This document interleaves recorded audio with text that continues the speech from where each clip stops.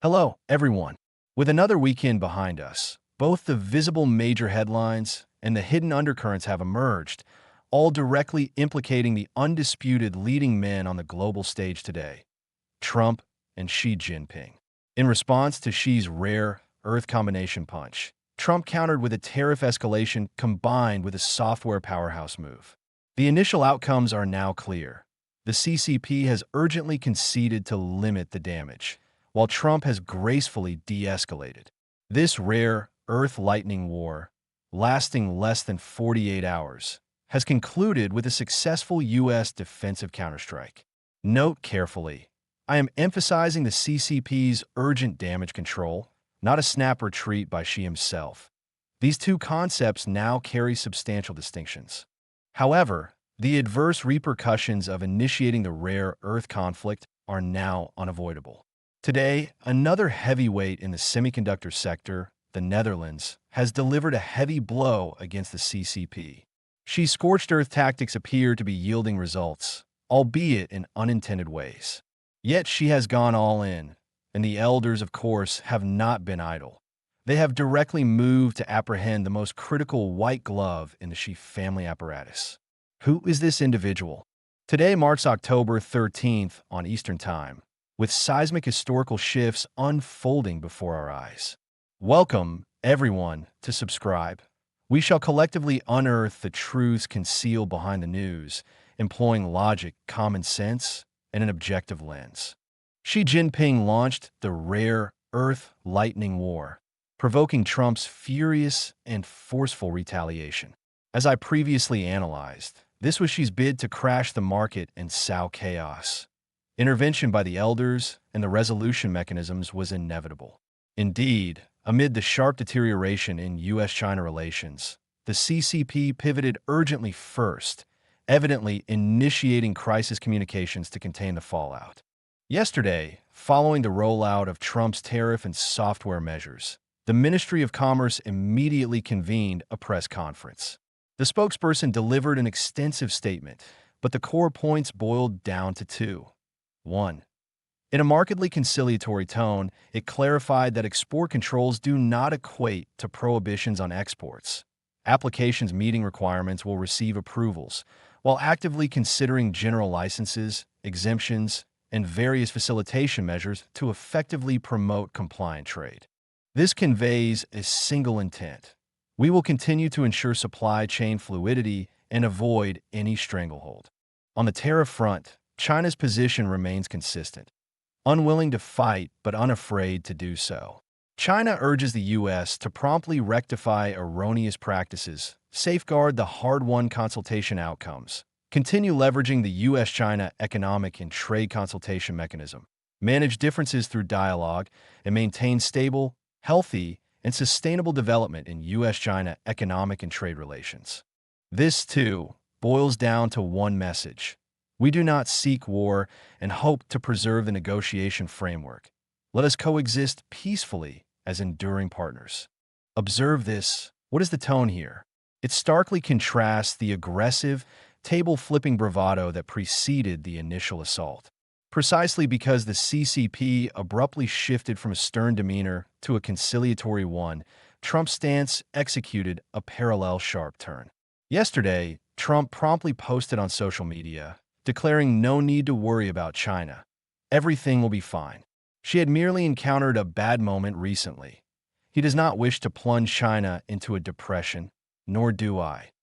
America seeks to assist China, not harm it. Pay close attention. Trump's phrasing of she having a bad moment does not translate literally to she facing a minor difficulty or a small setback. Rather, it is a diplomatic euphemism indicating that she made a minor error in judgment or miscalculation, akin to the Chinese idiom of a brief mental short circuit or an impulsive lapse. In essence, Trump has conveyed two explicit layers of meaning. 1. This assault was Xi's doing, stemming from flawed decision-making. 2. Trump aims to help China, but not Xi personally. He draws a clear line between the two, implying that China harbors individuals with sounder judgment. This represents merely the surface-level intelligence we can access. The true subsurface pivotal maneuvers stem from disclosures by U.S. Treasury Secretary Scott Bessent. Last evening, Bessent, in an exclusive interview on Fox Business, stated that the U.S. side has worked diligently to cool the situation. President Trump has indicated that tariffs will be deferred until formal implementation on November 1st. He believes Trump may still convene with Xi in Korea, attributing this to extensive communications between the U.S. and China over the weekend, a stark departure from the initial phase where Beijing stonewalled all U.S. inquiries. Bessent further underscored that the U.S. retains ample direct countermeasures at its disposal, including severe financial sanctions and beyond. This interview from Bessent reveals two critically important insights. 1. His reference to the beginning clearly alludes to the outset of Xi's rare earth offensive, during which Beijing maintained radio silence across all U.S.-China communication channels until the sudden surge in weekend dialogues. 2. Notably, it is Bessent speaking out, signaling his direct involvement or leadership in those weekend communications. In other words, the CCP's engagements with the U.S. occurred through the U.S.-China trade negotiation channel, not a ministry-to-ministry commerce track. Otherwise, we would have seen Lutnick addressing the matter. Thus, in my assessment, the full trajectory of this rare earth assault, from inception to resolution, is now largely illuminated. As we previously dissected, Xi leveraged his Xi family army apparatus, specifically Commerce Minister Wang Wentao, categorized under the Pujiang New Force, to circumvent the trade negotiation system and bypass Premier Li Qiang, executing a pre-planned rare earth lightning strike. Ostensibly targeting the U.S., the true objective was an assault on the elders, aimed at dismantling Wang Yang's U.S.-China marital harmony framework. Beijing's initial non-responsiveness to overtures likely stemmed from the elders' forceful intervention in the rare earth skirmish, first resolving internal fissures, neutralizing the Ministry of Commerce, and devising damage mitigation strategies. By the weekend, the CCP's abrupt attitudinal reversal, aligning seamlessly with the ministry's press conference tone, facilitated explanations to the U.S. side. Only then did Trump grasp the profoundly peculiar circumstances he had earlier flagged, prompting his swift post to temper the atmosphere, a signal, of course, directed at the party's pro-peace faction. The fact that U.S.-China communications routed through the Li Qingang-Bessent negotiation apparatus inherently demonstrates that control over this rare earth dispute has reverted to the elder-dominated negotiation framework. This is why I assert that the CCP's rapid attitudinal pivot was not a knee-jerk capitulation to Trump's tariff threats out of fear, but rather an authoritative recognition of the perils in fracturing U.S.-China relations, prompting swift intervention to quell the ensuing fallout. For Xi, in truth, he would relish an immediate descent of Trump's big stick, yearn for an instantaneous U.S.-China conflagration erupting in all directions, precisely because such chaos would serve his interests most acutely, aligning with his strategic imperative of leading the nation in a do-or-die confrontation against the American hegemon. In a nutshell, it would afford him the pretext to consolidate power amid the turmoil. That said, while Bessent yesterday opined that he believes Trump may yet convene with Xi at the APEC summit, today's latest dispatches suggest the Trump-Xi summit remains at risk of cancellation. Yonhap News Agency, South Korea's official wire service, reported in a flash update today that Foreign Minister Cho Tae-yul, during a National Assembly Foreign Affairs and Unification Committee audit, indicated that relevant South Korean and U.S. departments are coordinating on President Trump's visit to Korea on the 29th to 30th. Should the itinerary solidify as such, it implies Trump will participate in select APEC ancillary events, such as the Business Leaders Summit, but likely absent the leaders' informal conference slated for October 31st to November 1st. Plainly put, Trump could drop in for APEC's quick bites, meet Lee Jae-myung briefly, and depart promptly, showing scant interest in the main course. Thus, for a Trump-Xi encounter to proceed, Xi would need to humble himself, set aside pretensions, and hustle to Korea ahead of schedule to accommodate Trump's timeline. Absent that, the summit dissolves. What does this signify? It underscores Trump's utter indifference to whether he meets Xi, If you genuinely crave the audience, arrive early. I may deign to grant it.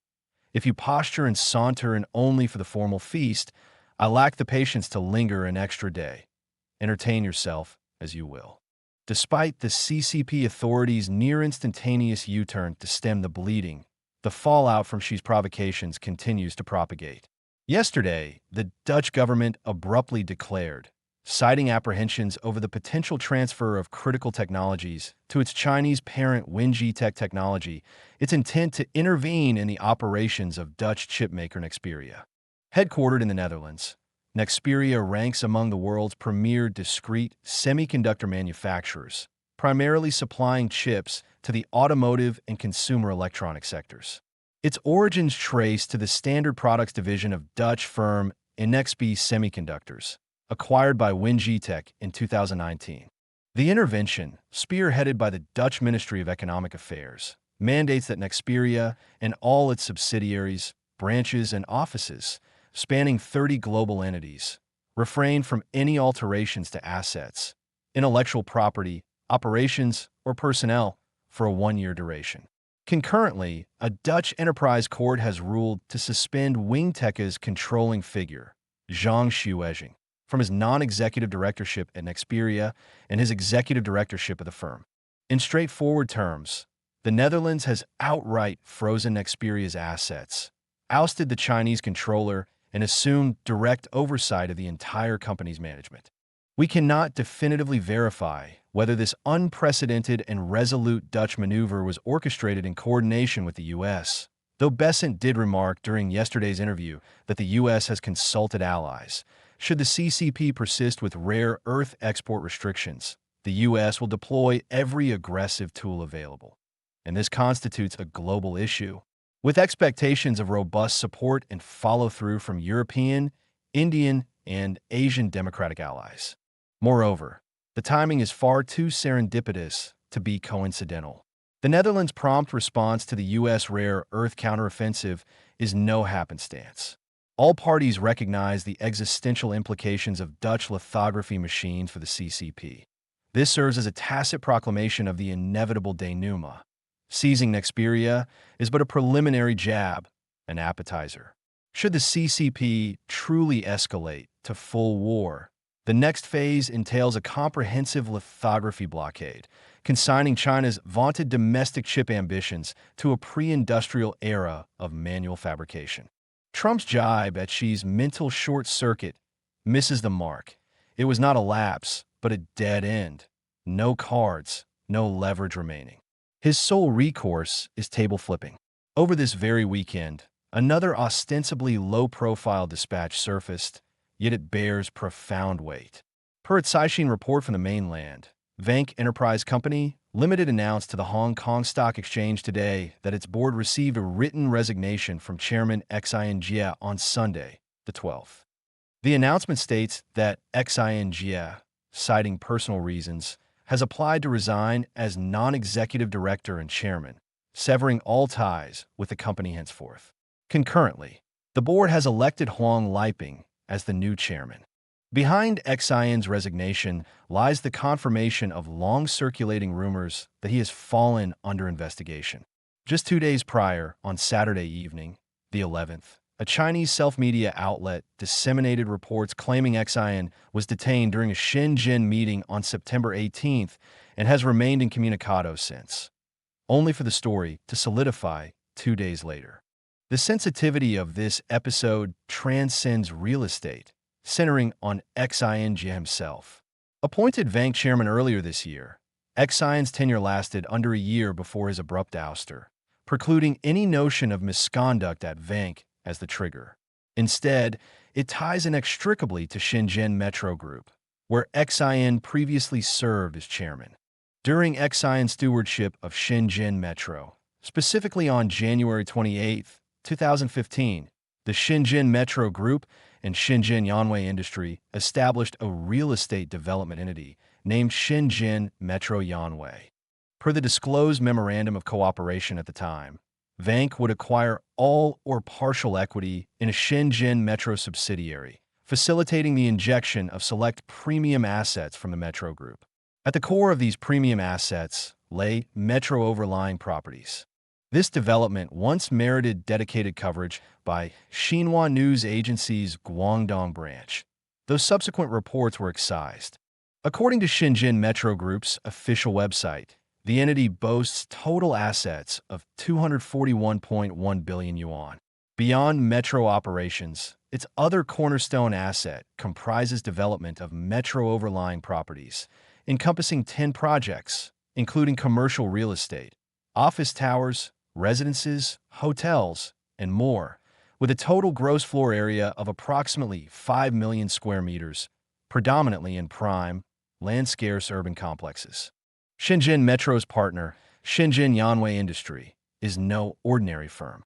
Per Shenzhen Market Supervision Administration records, Shenzhen Yanwei Industry was incorporated on September 8, 1997, with Deng Jiagui as legal representative and registered capital of 30 million yuan. Its shareholders comprise two individuals, Qi Qiaoqiao and Deng Jiagui, Xi Jinping's elder sister and brother-in-law. Corporate Registry Archives document a 2006 amendment. Prior to this, 3 supervisors exited.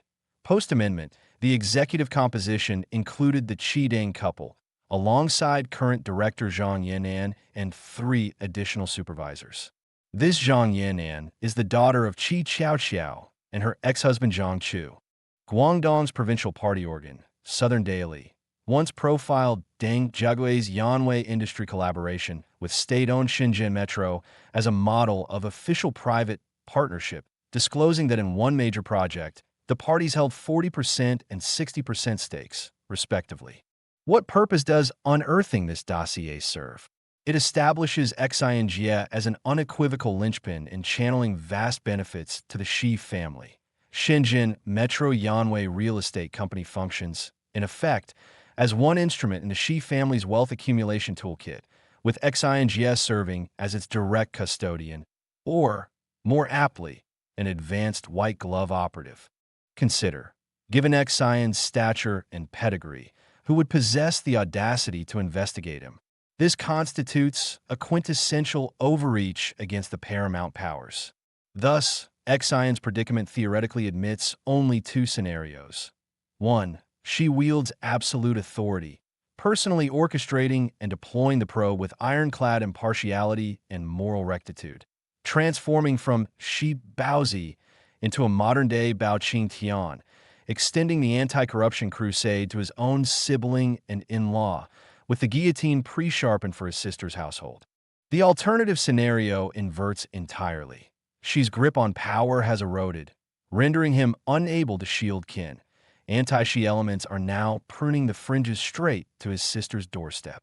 Seizing Xinjie as a white glove yields leverage, a deep-water torpedo primed for detonation 1 month ahead of the 4th plenum. Even if she submerges like a silent submarine, withholding retort or reaction, it will disorient him utterly, leaving him bloodied and dazed. Which is it? Friends, please comment below. If you deem this Xi's self-initiated purge to rectify familial conduct, reply with the number 1. If you view it as anti-Xi forces undermining him, reply with the number 2.